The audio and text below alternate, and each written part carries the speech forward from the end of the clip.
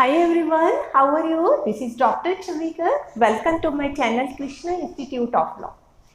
आज मैं आपको लेक्चर दूंगी लॉ ऑफ टॉर्ट। एक सब्जेक्ट है, उसका एक टॉपिक है असॉल्ट। तो आज मैं जो लेक्चर दूंगी वो दूंगी आपको असॉल्ट पर।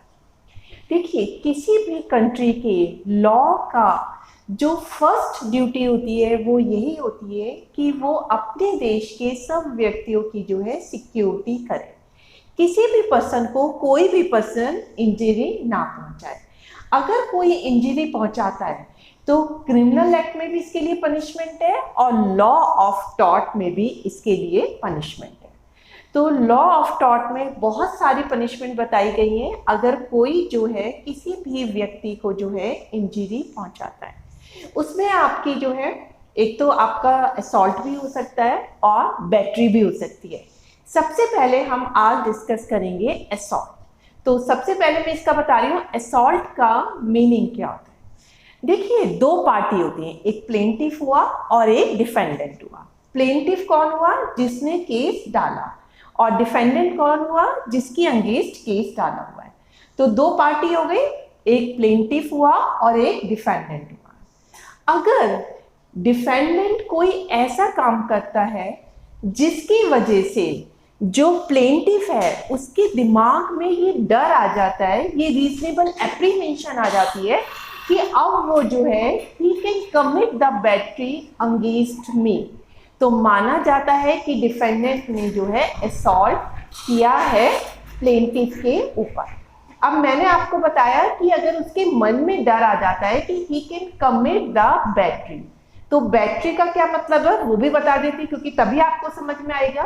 बैटरी का मतलब होता है कि अगर आप किसी व्यक्ति के अगेंस्ट में यूज ऑफ फोर्स कर रहे हो, कोई फोर्स यूज कर रहे हो बिना किसी लॉफुल जस्टिफिकेशन के, तो उसे बैटरी कहते हैं। तो अगर डिफेंडेंट अपने एक्ट से जो प्लेंटिफ है उसके दिलो दिमाग में ये रीजनेबल एप्रीहेंशन कर देता है कि अब जो है वो मेरे के अंगे जो है बैटरी कमिट करेगा, तो इसी को बोलते हैं कि हम असॉल्ट हुआ है। जैसे कि मैं एग्जांपल देती हूँ कि अगर किसी व्यक्ति ने किसी की कनपट्टी पे जो है बंदूक रख दी, उसने कहा ठीक है मेरे को सारे पैसे निकालो, नहीं तो मैं अभी मार दूंगा, तो आपके दिलो दिमाग में क्या आएगा? एकदम आपके उसमें आएगा भैया ये तो क्रिमिनल सा लगता है, कोई आगे से बंदूक रखे तो ये मार भी सकता है। अभी उसने बंदूक चलाई नहीं है, गोली आपको लगी नहीं है, लेकिन आपके मन में ही डर बैठ गया कि अब मेरे को जो है वो बंदूक मार देगा। तो ये बंदूक के आपकी कनपट्टी पे जो लगाई है उससे आपके मन में एक रीजनेबल एप्रीहेंशन आ गई, एक रीजनेबल डर आ गया कि वो मुझे मार सकता है, तो दिस इज कॉल्ड असॉल्ट।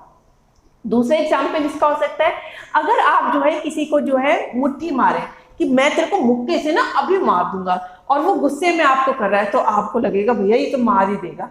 तो जब आपका किसी की मुक्के दिखाने से जो है मन में ये डर आ जाता है कि नहीं अब वो जो है मेरे अगेंस्ट बैटरी यूज कर सकता है, तो इसी डर को बोलते हैं कि वो जो है असॉल्ट हो गया।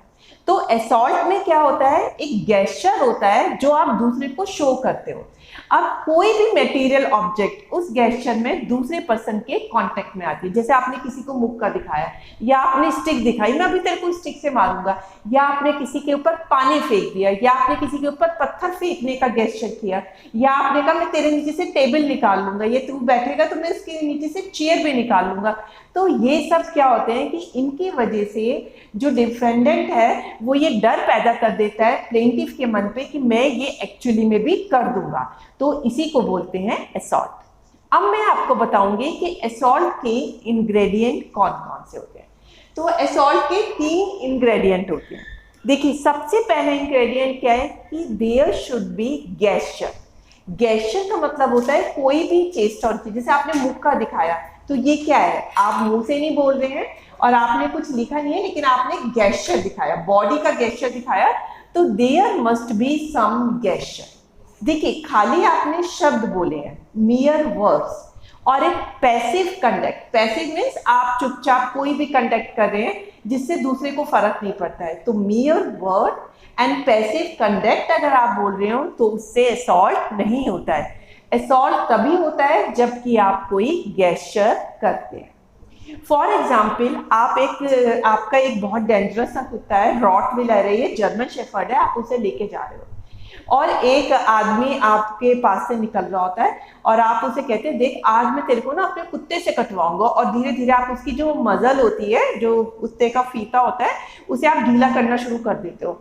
अब दूसरा आदमी तो उसे देख के डर जाता है, वो इतना भयंकर कुत्ता है और आज तो कटवा ही देगा, देखो इसने जो है अपनी मजल भी ढीली करनी शुरू कर दी अपने कुत्ते की, तो वो डर जाएगा।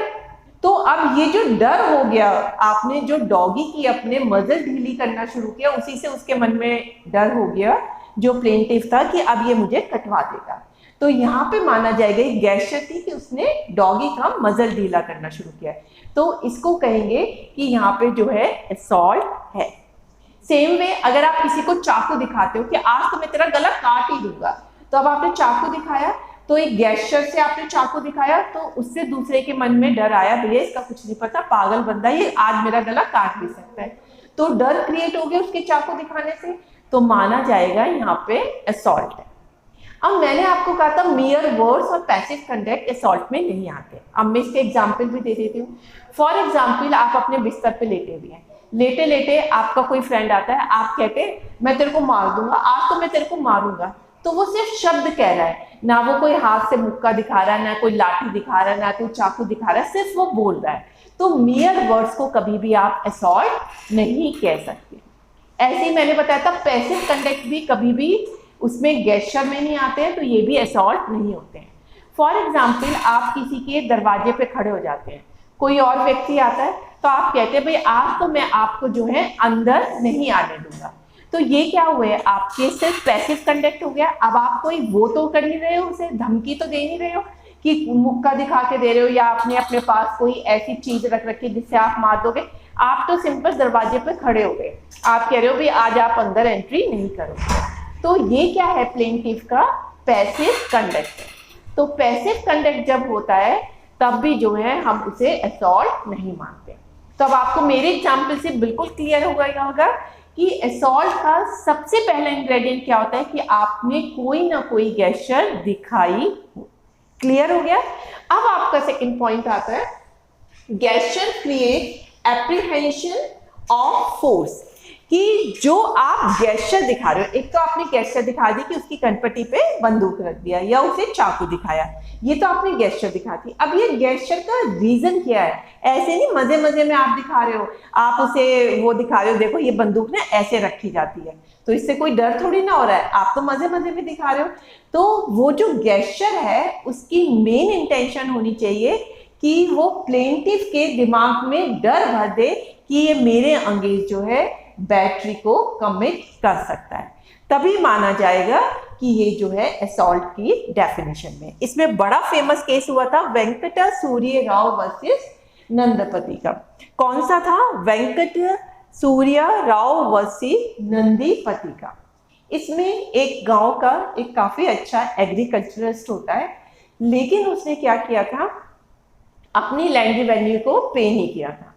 तो जब लैंड रेवेन्यू पे नहीं की तो जो गांव का मुंसिफ था उसने कहा आप पे करिए, तो उसने कहा ठीक है, जो आपका इस साल का आखिरी दिन होगा उस दिन मैं पे कर दूंगा, और मैं अगर उस दिन पे नहीं करता हूँ तो आप मेरी सारी मूवेबल प्रॉपर्टी जो आपको ठीक लगती है ले लीजिएगा। अब नियत दिन पे जो भी शेड्यूल डे था उस दिन जो है विलेज मुंसिफ उसके पास आता है, वो कहता है मैं तो दे ही नहीं सकता आपको पैसे, क्योंकि मेरी वाइफ जो है घर का लॉक लगा के कुछ दिन के लिए चली गई है, तो जब तक मेरी वाइफ नहीं आएगी मैं आपको पेमेंट नहीं कर सकता हूँ क्योंकि घर का ताला लगा हुआ है। अब मुंसिफ देखता है तो उसे कोई मूवेबल प्रॉपर्टी भी दिखाई नहीं देती है, तो फिर उसे एकदम से नजर आता है कि उसे एग्रीकल्चरिस्ट ने अपने कान में जो है ईयर रिंग्स डाले हुए थे। उसने कहा ठीक है, कोई मूवेबल प्रॉपर्टी तो है नहीं, आज तो मुझे लैंड रेवेन्यू की रिकवरी करनी है, तो मैं आपके कानों से ये जो है आपके जो ईयर रिंग्स पहने हुए हैं ये उतरवा देता हूँ। फिर वो गांव के जो है एक सुनार को बुलाता है और सुनार से कहता है भाई हमें इसकी जो है ईयर रिंग्स उतरवानी है।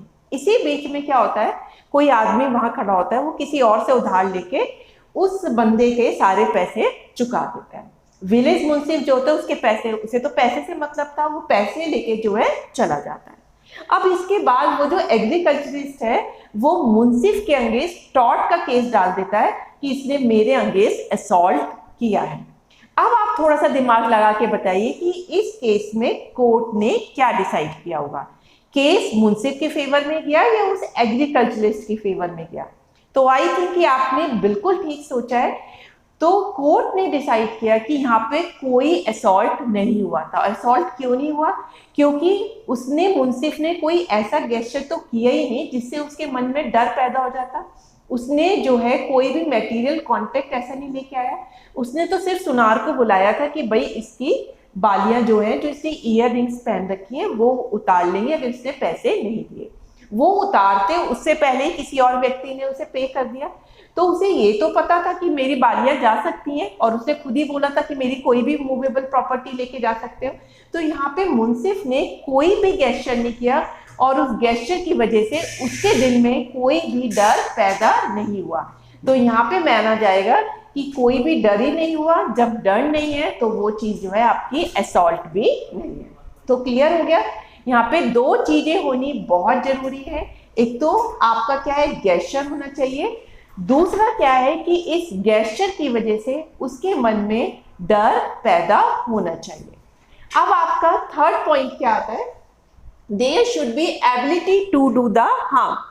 कि there should be ability to do the harm, कि उसके पास वो एबिलिटी भी होनी चाहिए कि वो दूसरे को हार्म पहुंचा सके।